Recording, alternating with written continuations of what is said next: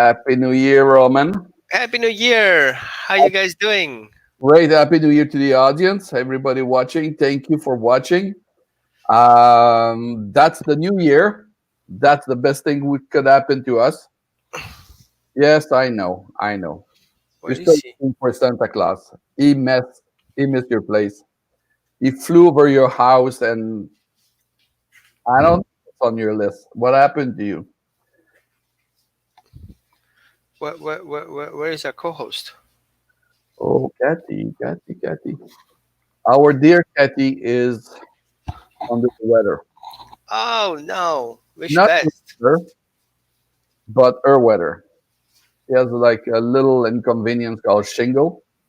Oh, Yes, it's not serious, but it's very annoying. we don't say these things. We Yes. don't say age. We don't say No, and no. yeah, Ma- shingle bells. That's Christmas. I mean, yeah, I Yeah. got it. Okay. That was my intent. So since it's the New Year's and the other one is gone, thanks God, never to be seen again, thanks God. I was thinking to do like a show a little bit in the idea of the new year, a little bit kind of resolution, a little bit kind of I like that. what we can improve or what we can create in our relationship with dog that will make both of us in a better relationship, better shape, better understanding, and so on and so forth. I like the relationship thing. Yeah, me too. What I, about if your dog show up in your front door inside the house like that? I Is there a that's message that's there? that's obvious. It's Uh-uh. definitely obvious. There's two messages there you can read because of the law of the polysemiology of the term, of course. First, you can look at that, say, hey, my dog want to go out. And the second, you say, oh, my dog don't want me to take him out. He's stealing the leash and is going to go around and escape the needed walk today. Which one is which? Well, from a behavior's perspective, Yes. he's stinking cute. So I see an obedient dog who is ready for action. He's Hmm. ready at the door on his floor mat telling you, Uh-huh. hey, get your shoes ready. Let's Yep. go out for a walk. It's Yes. good for your health, dad, mom. Hmm. Very, very good. So a dog can be a very stimulus, especially at this time of the year where everybody take the resolution. I'm going to lose 20 pounds within 10 years.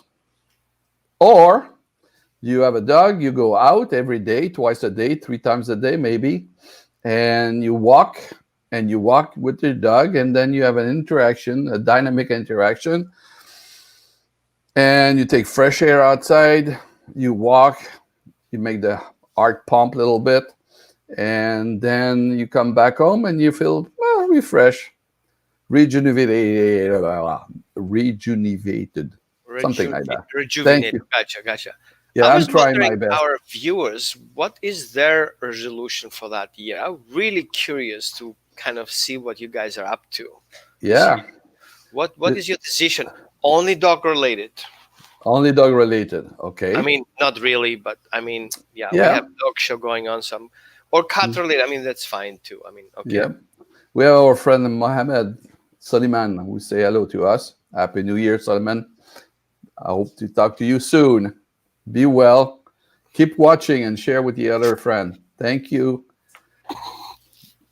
So the question is, I get distracted by the incoming message and comment. Do you mind to repeat your question?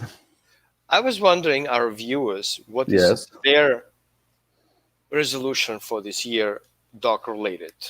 Very good. So, viewer, please, there's some viewer online right now. You can send a comment and we'll post your comment. What And is where are your you from? Like, where is this resolution coming from? yes? What Alaska, Australia, England. China, Louisiana? wherever, right? Naperville. Yep.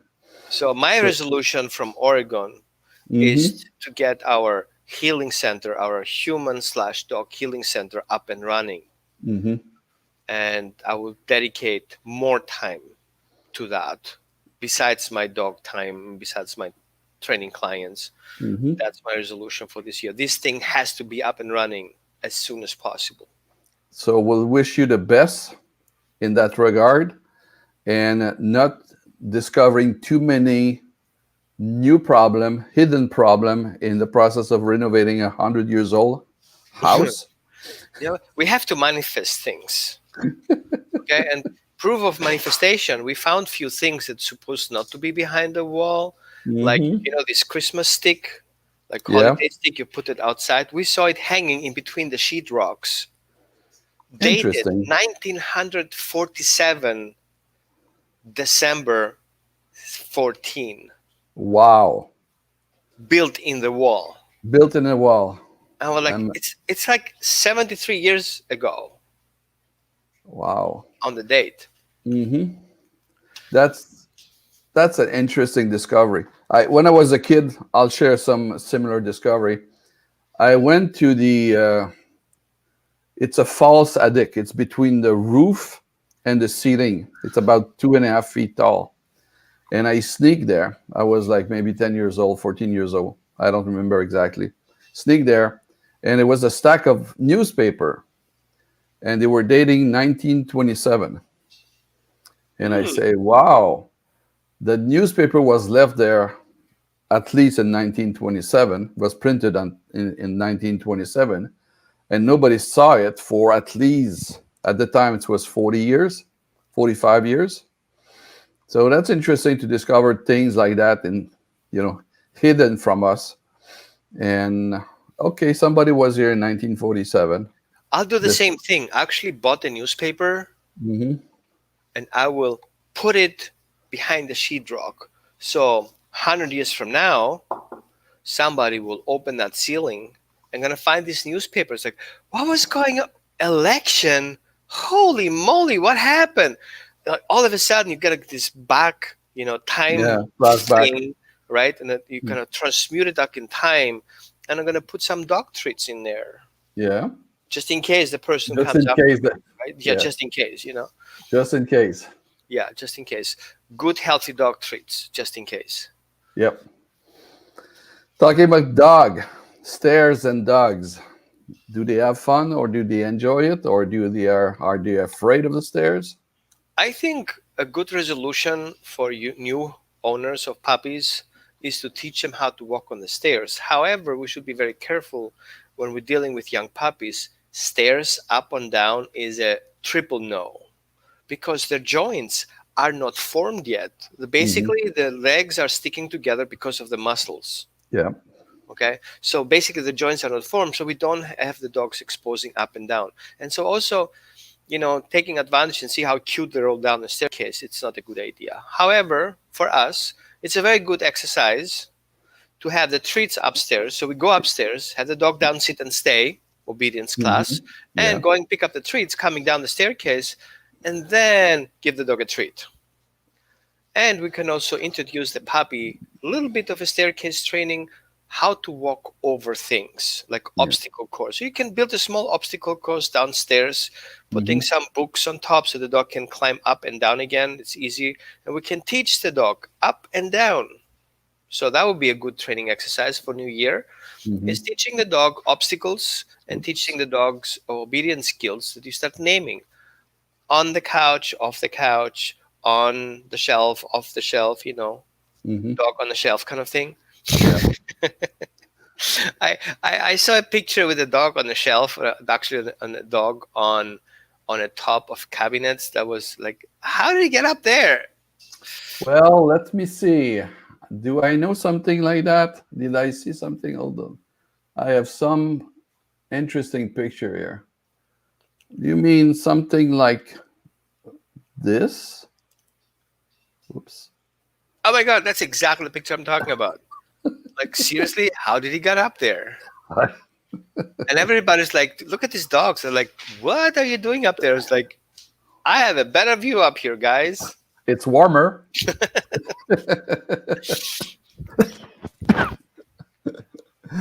Amazing. Yeah, speaking of kitchen, these guys have almost the same kitchen as I have. Not done Oh, yet though. okay, but it will look somewhat like that. I hope much better than that. Me too. So we were talking about stairs. I have a question about stairs. Is the size of the dog matter in terms of stairs? Yes, it does matter. The bigger the dog, the heavier the dog, the most weight he has to carry. So Mm-hmm. overweight dogs have hard time going the stairs. And also dogs who are not healthy from a nutritional perspective can also have allergies, Mm-hmm. inflammations, joint issues, and that will cause a problem. Not only that, a dog who has allergies have slippery paws Yeah. and he will not have a good grip, which makes going downstairs a horror trip. So for you guys who have elderly dogs, seniors, or even young dogs, not puppies, you Mm-hmm. want to put something on the staircase that makes them sleep proof. Mm-hmm. Super easy things. You can get these sticky pads. They're very Home. convenient. Yeah. You can get it in a department store. You can stick them on the floor. You Yeah. can go Home more Depot, fancy. Lowe's, Ace. Yeah, you These can go days. more fancy and get those carpet strips Yeah. and Also. put them on there. You can glue them with a special glue. You can remove them after, um, and or you can even create a rough surface. Mm-hmm. A carpenter can come in and cut a slot in there and kind of put a strip in there that's literally Mm-hmm. more better looking. But I think a staircase strip of carpet is a great opportunity. Makes it nice and quiet, okay, Mm-hmm. and safe for your dog to go up and down. So you see, your answer reverse my perception that the bigger the dog, better it is for the dog to go up and down the stairs. And you say no, he has the weight and he has other Yeah. problem and things like that. So what about on the other end of the spectrum, a small dog, barely high enough to get to the first flight of stair? Well, usually most of the dogs, except of Dachshund, that had the length problem, they need to go 2 by 2 stairs up because of the length. Right, right. Um, Dogs with short legs have struggle coming up because they have to lift the back leg to get on the staircase. So we have to Mm-hmm. see it from a dog's perspective. In order to go upstairs, you have to coordinate 4 legs. Yeah. And the dog has to lift that leg to the height of the staircase Mm-hmm. to walk up. Otherwise, he has to jump on it. And he has to Right. jump on it. That staircase has to be long enough for him to feel safe to jump on one step and be Mm-hmm. with 4 legs on that one step. Okay. Make sense? Now, Mm-hmm. for some dogs, we have also to recognize one particular thing, and I would like you to make. I will show you an example. I have to grab something here so you can see it. Give me a Okay. millisecond. I'll give you a second. I'll show some picture meanwhile. And let's see, this is, oops, so we'll do it. How we can do it like that. So we have other situation, the stairs. Because I feel it's important. So let me show you this. Let's say this Yep. is a staircase, right? I'm gonna create that part. I don't know if you can see it. Yep. So we see the staircase from above, and it looks like this. We Mm-hmm. have one step after the other. That's perfect, right? It's like, oh, just step on the stairs. Now, what the Yep. dog sees is this. Mm-hmm. Height. He doesn't understand that he has to step on it because for him are 2 lines horizontal because of his perception. Mm-hmm. So, how would I do that? So, from a dog's perspective, that's an obstacle. It's not a walkway. Mm-hmm. So, dogs have struggling if they can see through the staircase. It doesn't make any sense to them.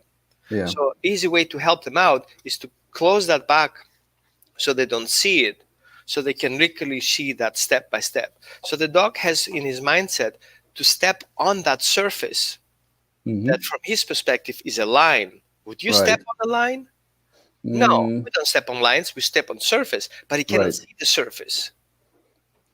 So for him, it's something that goes up to nowhere and is nowhere supported. So his Mm-hmm. mindset is a bit complex. So Yeah. that's why we have to start conditioning the dog to not focusing on that space, but focusing on the surface. So what we usually do is we start putting treats on top, one step after the other. And it's like once he's on that step, then he can see the next step. Hmm. And he's on that step, then he can see the next step. So instead of seeing the staircase underneath and he has to walk upside down, doesn't make any sense. As he walks on the first step, he can see the second step, and that would be a continuum. And Hmm. I know people don't think of that, but I work with dogs who have trauma from staircases and they have Okay. to overcome that issue. Going up seems to me the easy part. Going down is more difficult Right. because the dog has to go head forward, Hmm. downwards, carrying all his weight on his front shoulders. Hmm. So if a dog has an injury or is overweighted, he has to make basically push-ups on two hands. Oh, wait a minute, one hand. Because if he At the wants to time. make a Yeah. step, he has to move his balance on one leg. So if you have a 250-pound dog on one leg walking down the staircase while your head weight as much as my whole body, kind of Yeah. thing, right? That's a lot thing to do. That's Plus, if it's probably a slippery, mastiff. right? What if Yeah. it's slippery? It's a hurdle to go down. I have a Right. dog who doesn't like to go staircases. Hmm. And then imagine if your dog goes up, he has to get down. So Right. don't teach your dog to go upstairs if you cannot carry him go downstairs, just in case. Just in case he's stuck there. Does it Interesting. make sense to our viewers? I know people have certain perceptions, but if it does make sense to you, how about you give us a thumbs up kind of thing? Hmm. Or a thumbs down, like, what is he talking about? Dogs don't need staircases. They can, whatever, everybody has his own opinion. So, yeah, Hmm. give us a feedback. What do you think about staircases? Does your dog struggle with staircases? Something? So we can talk about stuff later. Yes. What? Another. Yeah. Go ahead. Yeah, what's the other option here we have? Why? It's I think it's. Hold this. Where it is? Did I? Uh oh. I lost the pictures. Anyway, I have a picture, and the topic was hydration. Hydration. Hydration. Thank you. I was Keeping missing hydration. Yeah, hydration. I was very mixing my Franglish with my Eng French. important. I call it watering your dog. Very Watering the dog. Let's go for watering the dog. very important. Now, a quick quiz for everyone. Quiz. How much ounces needs a dog to drink per day? Let's make it What? simple. How many ounces needs the dog to drink per day? What is the Let's say size of the dog per weight. Let's make that easy number. How many ounces per pound per pound? does the Okay, dog need to drink per day? per pound. Let's say you have a 20-pound dog. How many ounces that would be? Let me give you a hint. It's a lot. How many ounces does your dog need to drink per day? Do we have a veterinarian here on board that can help us out a little bit? I should contact my friend, which is a veterinarian in nearby. I should bring him on the show. He's not there Yeah. today, but I spoke with him a few months ago before the lockdown and the coronavirus situation, and we are expecting kind of access to that when things go better are better. Uh, anyway, so we don't have a vet with us today at this hour, and I will put my bet for a 12-pound dog on a 24-hour period. I would say 48 to 64 ounces of water. Let's make it simple. A Hmm. dog needs 1 ounce per pound Per pound. So 20 per day. ounces per day. Yes, Okay. minimum. Now, some Minimum. dogs, more energy, I would call it hot dogs, will need more water. No, really, energetically speaking, they're hot dogs, cold dog, and neutral dogs. So hot dogs need more water. Dogs who are on kibble need more water than dogs who are on raw feeding. If you have your air conditioning running on full, the humidifier running like crazy, then your dog needs more water because water dogs evaporate in coolers. You're welcome, Tracy. Some dogs are evaporating coolers. So if he wants to cool himself down, he has to breathe humidity through his mouth to cool his Hmm. tongue down and all these things. So he needs more water. And dogs have 75% water. Oui. and their skin is floating in water. So basically, we Mhm. call them water dogs. Okay. And then, most important part, dogs need fresh water. So even you have a full glass of a bowl, so a full bowl of water, your dog may not drink enough water. And you know why? Because your toilet bowl is closed. And you know why your dogs prefer the toilet water bowl? It's because there is more likely running water than it's in water bowl, which means Mhm. dogs prefer running water over standing water. And for you guys who are kind of physics geeks, think about how molecules become bigger and bigger as standing water. So the standing water creates bigger water molecules clusters, meaning Mhm. is the dog's body would not be able to absorb such big clusters. So refresh the water ball as many times as you can. If you see the water ball lower, fill it up. Clean it, the rim, Mhm. kind of thing, right? Yep. Make sure it's clean and not slippery because these are bacteria Mhm. swimming around on that area, and we don't Right. want bacteria in a dog's water. So this coral reef around your dog's bowl has to go. Mhm. Clean it up, no toxic metals. The only thing you need is a good brush, a little bit of a good sponge. Clean it up. Make sure they have no soap residue. You don't want that thing to go into your dog's body. And then Mhm. refresh the water. I usually have a 7 stage water filtering system with remineralization process. Go figure. Mhm. My dogs drink more water than I do. Speaking of, my water bowl is empty. So, speaking of water, water, water, water. You train your dog, add water. Start with water drinking and then do your exercise. Mhm. However, too much water is toxic to your dog. So if you're living near the beach or near the lake or near the river and you see your dog drinking like crazy water, not a good idea. See that you still stick with 1 pound, 1 ounce per day, a little bit more, a little bit less, okay? Mhm. But don't let him drink salt water. He can have a zip or two just because he's kind of there. But if you see is consistently, stop it from happening. Get your dog out. And if you see excessive water intake suddenly because you're measuring how much water you give to your dog, you're one Mhm. of those guys who measure, keep an eye on it, and you see increase or decrease of water intake, what do? Call the vet. Doctor. Call the Hey, vet. my dog does this. Should I Mhm. observe it? And your dog will ask a couple of questions. And then you can do the skin test. You know the guys, the skin test? Yeah. You skin test, you take your You skin pinch, and and if it lift, stay there, it's because you dehydrated. okay? And if it stays like a pyramid, Mhm. call your You vet. You need an appointment. And if the okay. skin elastic go back again straight, you're good to go.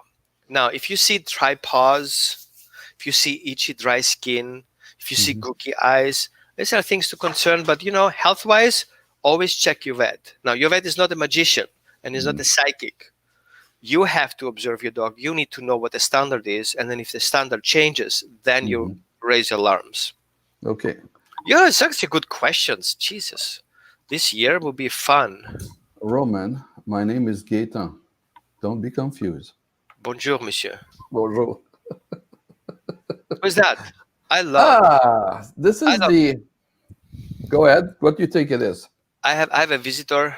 Her name is Judo. She loves tug. Actually, Okay. she threw me her frog, which has such big hands, like a mile long hands. And so she wanted me to tug of war with her right now, which is not possible. But tug of war is a great, great exercise for your dog. And heads up for you guys who kind of roll their eyes backwards. Are you crazy? You don't do tug of war. You're going to cause aggression. Not really. Actually, it reduces aggression because you teach your dog one on one interaction. Okay, give the dog's exercise. So if you look at the dog's position, look at that picture. You have Mm-hmm. your dog's neck in action, you have your dog's shoulders in action, you have your dog's body in alignment, you have your dog's back legs. The whole structure is basically going to your um, therapist and do an alignment and adjustment. So the dog's body start working himself out while you're doing tug of war without breaking your back. So if you have a big sized dog, you need to wear a waist support. You don't want to break apart. But I would use this as a good exercise to control emotions, control excitement, control on and off. interactions. And so Mm-hmm. you can basically start creating a whole training segment around that tug of war, even obedience. And what you do is basically, hey, buddy, do you want that rope? And your dog is like, oh, yeah, what do you do about it? Oh, man, that's a great sit. That gives you a treat. And that's going to happen. I'm going to give you that rope. And we have the interaction. So, what we teach the dog is engagement and disengagement, starting and stopping, which mean at some point, if you want the dog to stop something, you're going to say, leave it.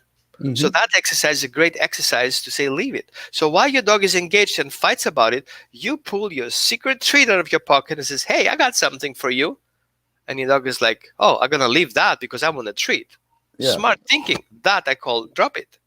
So Mm-hmm. when you want to drop it, to take the treat, I call that drop it. Therefore, I'm teaching the dog drop it in a very natural way. Totally positive reinforcement, no force, and Mm-hmm. full of fun. So if you want to reset that game, what do? You drop it, you get the reward, and then I invite you to go back to the game. And you're welcome to bite on the rope, and you don't touch my hands. If you touch my hands, I'm going to stop that game. Is that what you want me to do? No? Good. Let's grab the rope again and let's go. You can ask obedience. You can teach him to sit down, to lay down. And then at the end, yes, your dog can win. And I know some people are kind of strange about, I don't never let my dog win because they're going to take over my house. That's such a wrong idea of your dog. Your dog is a family member. And of course, he needs to win sometimes. Or do you need to win all the times? Mm-hmm. Right? So let your dog win. That's the purpose. Let him have that toy that you have for a couple of minutes, and then you can exchange into something different. Like, for example, going for a walk. And then we go back to the first picture. You want to go for a walk? I have the leash. You want the leash? You have to drop the rope. Perfect. But we're going to take the rope with us on the walk because if the dog gets stressed, what can he do instead of biting your leash and your arms? He can bite on that rope. Yep. Exactly. So now all of a sudden we see how important is tug of war. Teaching the dog excitement control, teaching him release, teaching him bite control, teaching him how to be confident holding on that rope instead of like, I'm not sure about how to bite that rope, maybe a little bit here, a little bit there, you know. And you teach confidence. So all these things come in as a super game to play. Now, if you have two dogs, the story changes because some dogs can be weird about stuff. So, if you have a dog who is jealous about you roughhousing with the other dog, you want to keep the other dog a little bit separate, have a private time with your dog, like one on one thing. Take the rope out for a walk, do it in the backyard, do it on a walk. Use a long leash, maybe a 10, 15-foot leash, and have a little bit of a range. So, you don't need to hold the leash, you can put it around your waist and have like a free leash. Yeah, that kind of thing. You can do so much things, and you don't need to have always a rope. You know, your partner has an old jeans, strip it, make a knot out of it. You have your own personal healthy toy. Don't use this plastic stuff. Use healthy stuff. I'm a healthy person, kind of thing. So, recommendation using healthy stuff. Yeah, healthy Mm. stuff. Oh, exactly, like toys. That's a Euro super cute bull mastiff right there. I would totally dig into that one. So when we play with plastic toys, just a heads up for everyone, especially New Year, you want to make sure that you read the small ingredients list underneath. What is that? Mm-hmm. What's that? Recycling. Uh-huh. Okay. PETE. Oh, I don't know what that is. Okay. Now, all the plastics are porous, most of them. So in between the molecules of the plastic, humidity sticks, plus bacteria. So the more porous surface we have, the more bacteria can stick to that. Mm-hmm. And the more elastic it is, okay, the more ingredients are in there. So stick to natural stuff. Antlers, raw bones, soft bones, joint bones, um, yeah, freeze-dried potatoes, like these dehydrated potato strips, sweet Mm-hmm. potato strips. You can all these kind of fruits, yaks, whatever you call it. This cheese, Mm-hmm. Malaysian. Yeah, those cheese blocks. Right. Uh, these are all healthy things your dog can have. Now, if you go to persist on plastic because it's convenient and you can get it in most of the stores, make sure you get a brand that is known to have healthy, PTE. No, I missed that now. We'll find a link and put that on the Yeah, site. yeah, we're gonna put the link. So they are PBA free. PBA PBA, free. Thank PBE, you. PBE free, just like the water bottles. PET bottles are kind of cool to play with. So what I usually do is I put a plastic bottle, a PE Yeah, bottle, PBA free, in a sock, a wool sock. Make a knot in it. Put some plastic stuff in there that makes noises. Dogs love nice noises, and let him chew on that stuff.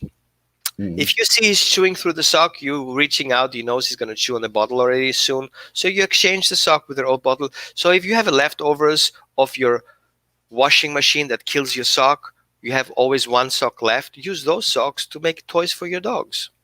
that's good. Old T-shirts, not synthetic ones, wool ones. Cot- T-shirts. Cotton, yeah, wool. Nothing is wasted, right? Always good recycling. Hmm. Very good. Excellent, excellent, excellent. So we already went through this guy in the sky, like this guy here. Oh yeah. How we get there? Well, first of all, that I see here is boredom.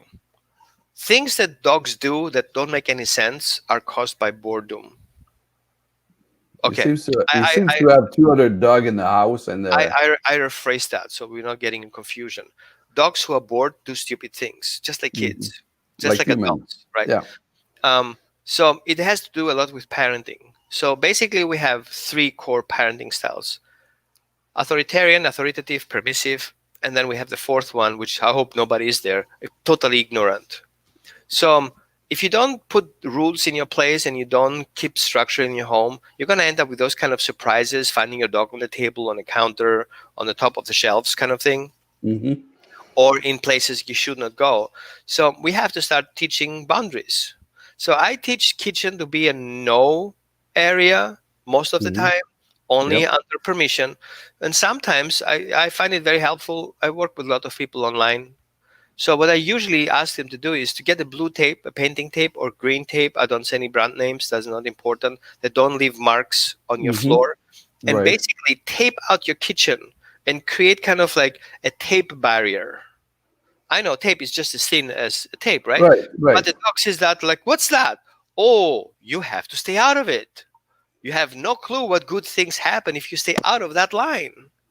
And your dog is like, really? Huh.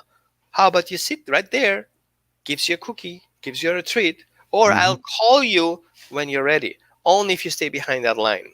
So teaching the dog boundaries, best thing to do is using areas that are visible to the dog. A carpet corner, a tile corner, a transition strip, a masking tape.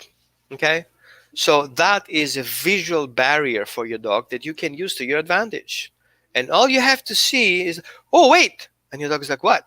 Oh, don't move further than that line. That line inside is mine, outside is yours. If I want you to come inside, I'm going to invite you, which Wow. means come. Come means inviting. Here's your treat. Okay, now go back behind the line. Stay there so I can call you again. So the whole game is starts with stay behind that line so I can call you into my line so we can have a fun game. That's amazing. I believe it. I saw a kid doing biceps contained by a tape on the floor in the kindergarten. And go ahead. I find it joke. I went to a client one day. Her Great Dane would be aggressive towards visitors. Hmm. And I was like, okay, so I got my boots, I got my hand gloves, and super protected. I specialize in large breeds. So I went to the house, and this dog is barking like me, like crazy, being protected, and I was guarded by a matchbox. Literally a matchbox. And I didn't have my phone with me. I would take a picture of that. The dog, Great Dane, in a hallway contained by a matchbox. He was afraid of that matchbox. He would not pass that matchbox. And maybe some of you guys have seen that. The dog is like, oh, what is that box here doing? I don't know how to get around it. Dude, it's like 5 feet of space. No, no, no, no. This is cutting off my way. So I said, well, your dog doesn't have a problem. We're safe behind the matchbox. Anyway, we did some work on that, so we didn't need the matchbox anymore. However, that was so Ex- fun. explain to me. This is baffling to me. Yeah, me too, So right? At the beginning. So dogs You have a show path. up in the place. You show up in the place. Yeah, a dog is The, barking and like woof woof, big there's big a Grand Great Dane Dane. there, like He was 100. about 3 years old. He was 160 pounds. Yeah, So some she opens the normal door size. and I have this dog in front of me, and I was like, "Oh man, crap! I didn't see a gate." And then I see the dog staying out of a distance, so I naturally look on the floor and see this there's matchbox on the floor. I was like, I'm not talking about the matchbox car, literally, a safety matchbox. Right, right. And So she's it like, was there on the floor, she put it and on the floor. She put it on the floor because that's what she okay, does. So she had it okay. on the desk. If he needs to separate the dog, she puts the matchbox on the floor. And I was like, is this seriously going on right now? She's like, yeah, he's afraid of that matchbox. And actually, that was for me an incentive to start digging deeper into that. How a dog perceives the matchbox as a problem. It doesn't work without the dogs. All the dogs, don't take me wrong. Some dogs have issues with new things. They find them scary. They are obstacles. And because that obstacle has a surface, that surface is an ongoing thing. So for him to go through it or pass it, it's an issue. Especially a dog who understands the path of one space is occupied by something else. Yeah, So this is why many dogs have hard time going to a doggy door. For us, it's simple. Just push it, go through it. If I would tell you to go through a door, not through a door jump, through a door or through a wall, would you do it? Telling you, oh, don't worry about it. It's a third dimension. You just go from the I third have to the faith. fourth Yeah, dimension. Just have faith in me. Now the dog see that matchbox there, for him it's an obstacle and he's worried about it. So why would he put himself something that he already worried about? So that becomes a natural barrier. This is where the tape came in at some point. It says, you know what? If he's afraid of a matchbox that is a non-continuous item, how about something that's continuous from one side to the other? wow. That I tested the tape and I was like, it freaking works. I'm amazed. Me too. I'm amazed. On this word of amazement, I think we'll say thank you. The show was very, very educative, interesting, discovery, revelation, Never, extend. ever, ever throw matchboxes away if you have a dog. And get a blue tape or a green tape, just in case. You never know. Always helpful. And don't throw your socks, your leftover socks. Always important to have one. And fresh water. Always. Well, on these word of wisdom, Roman, thank you very much for the first show of 2021. I wish to everybody the best year ever. Forget about last year. The best is to come, and we'll see you next time on the Dead Connection. Thank you, everybody. Bye Thank you for bye. being there. Lovely show. Thank you. Be well, Kathy. We'll see you soon.